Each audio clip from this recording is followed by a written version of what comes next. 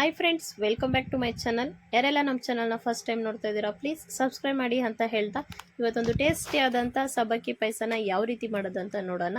Skip ಮಾಡದೆ ಕೊನೆವರೆಗೂ ನೋಡಿ. ಮೊದಲನೇದಾಗಿ ನಾನು ಸಬ್ಬಕ್ಕಿನ 1 ಕಪ್ ಆಗೋಷ್ಟು ಸಬ್ಬಕ್ಕಿನ 1 ಅವರ್ ನೀರಲ್ಲಿ ನೆನೆಸಿಟ್ಕೊಂಡಿದ್ದೀನಿ. ಈಗ ಒಂದು ಪಾತ್ರೆನ ತಗೊಂಡು ಪಾತ್ರೆ ಬಿಸಿ ಆದ ನಂತರ ಈಗ ಇದಕ್ಕೆ ಅರ್ಧ ಲೀಟರ್ ಆಗೋಷ್ಟು ಹಾಲನ್ನ ಸೇರಿಸ್ಕೊಳ್ತಾ ಇದ್ದೀನಿ.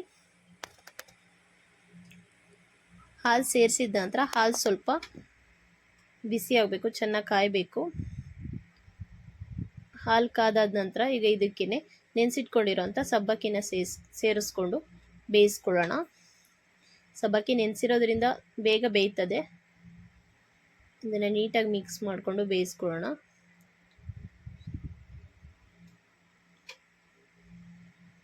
ನೋಡಿ, ಇಷ್ಟು ಬೆಂದರೆ ಸಾಕು. ಈಗ ಇದಕ್ಕೆ ಸಕ್ಕರೆನ ಆ್ಯಡ್ ಮಾಡ್ಕೊಳ್ಳೋಣ. ಸಕ್ಕರೆ ಸ್ವೀಟ್ನ ನೋಡಿಕೊಂಡು ನೀವು ಆ್ಯಡ್ ಮಾಡ್ಕೊಳ್ಳಿ.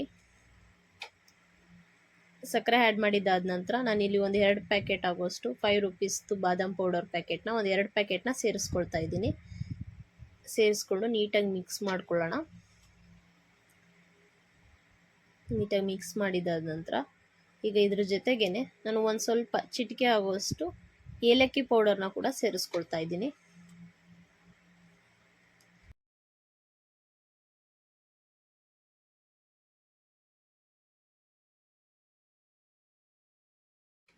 ಈಗ ಇದನ್ನು ಒಂದು 4 to 5 ಮಿನಿಟ್ಸ್ ಕುದಿಸ್ಕೊಂಡ್ರೆ ಪಾಯಸ ರೆಡಿ ಆಗುತ್ತೆ.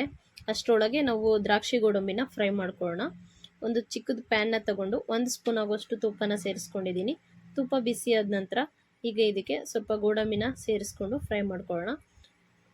ಎರಡೂ ಒಟ್ಟಿಗೆ ಹಾಕಬಾರ್ದು. ಒಟ್ಟಿಗೆ ಹಾಕಿದ್ರೆ ದ್ರಾಕ್ಷಿ ಬೇಗ ಸೀತದೆ. ಹಾಗಾಗಿ ಗೋಡಂಬಿನ ಫಸ್ಟ್ ಹಾಕ್ಕೊಂಡು ಗೋಡಂಬಿ ಸ್ವಲ್ಪ ಫ್ರೈ ಆದ ನಂತರ ಇದ್ರ ಜೊತೆಗೆ ದ್ರಾಕ್ಷಿನೂ ಕೂಡ ಸೇರಿಸ್ಕೊಂಡು ಫ್ರೈ ಮಾಡ್ಕೊಳ್ಳೋಣ.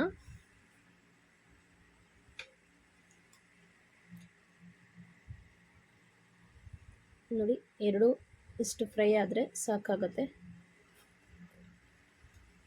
ಈಗ ಸ್ಟವ್ನ ಆಫ್ ಮಾಡಿಕೊಂಡು ಇದನ್ನು ಪಾಯಸಕ್ಕೆ ಮಿಕ್ಸ್ ಮಾಡ್ಕೊಳ್ಳೋಣ.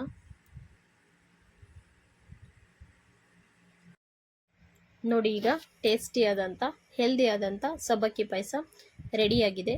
ನಿಮಗೆ ಈ ರೆಸಿಪಿ ಇಷ್ಟ ಆಗಿದ್ದಲ್ಲಿ ಪ್ಲೀಸ್ ಸಬ್ಸ್ಕ್ರೈಬ್ ಮಾಡಿ, ಶೇರ್ ಮಾಡಿ, ಪಕ್ಕದಲ್ಲಿರೋಂಥ ಬೆಲ್ ಐಕನ್ನ ಕ್ಲಿಕ್ ಮಾಡಿ.